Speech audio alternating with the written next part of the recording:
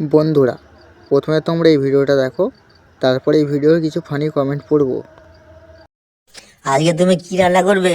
মাছ কি আনতে হবে? না, মাছও রেখেছি, মাংস এনেছি। এবার বলো তো, তুমি সকালবেলা চা না খেয়ে চলে গেলে কেন? আরে আমার তো লেবার মিস্ত্রি চলে এসেছিল, তাই তাড়াহুড়ো করে বেরিয়ে গেছি। ও এই কথা, আমি তো ভয়ই পেয়ে গেছিলাম যে মাছ মাংস আনতে হবে বলে পালালে কিনা। ঠিক আছে, তাহলে একটু বসো, আমি তোমাকে চাই করে দিই। না, তোমাকে আর কষ্ট করে চা করতে হবে না, তুমি রান্নাটাই করে নাও।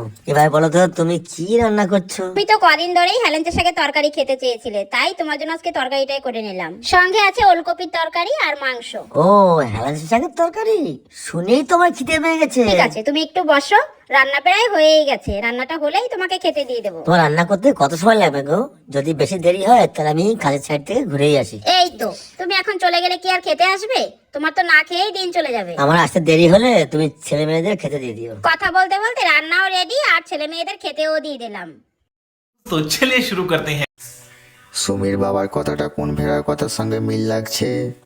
তোমার মনের ভিতরে হইলো পাপ। মাছের ঝোলে আলু, না না আলুর ঝোলে মাছ।